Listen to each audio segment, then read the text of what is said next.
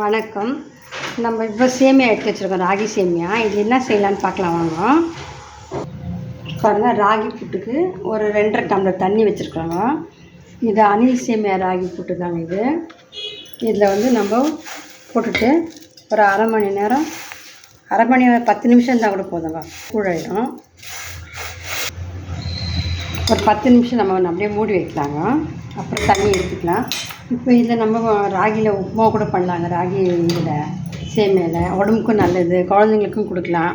வாரத்தை 2 நாள் செஞ்சு சாப்பிட்லாங்க. இதை பாருங்கள், சேமியா நல்லா தண்ணி கட்டிட்டோங்க. நல்லா உதிரியாக வந்துச்சு பாருங்கள். இதை நம்ம எடுத்து ஒரு பவுலில் கொட்டிக்கலாங்க. இதுக்கு நம்ம சர்க்கரை எடுத்து வச்சுருக்கோங்க.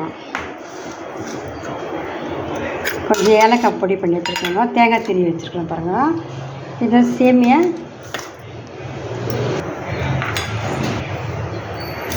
பாருங்கள், நல்ல சர்க்கரை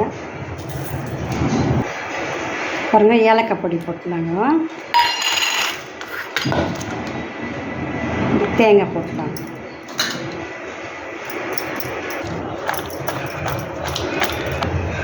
பாருங்கள், சேமியா போட்டு ரெடி ஆகிடுச்சுங்க. நல்லா தேங்காய் போட்டு இது பண்ணியிருக்கோம், மிக்ஸ் பண்ணியிருக்கோம்.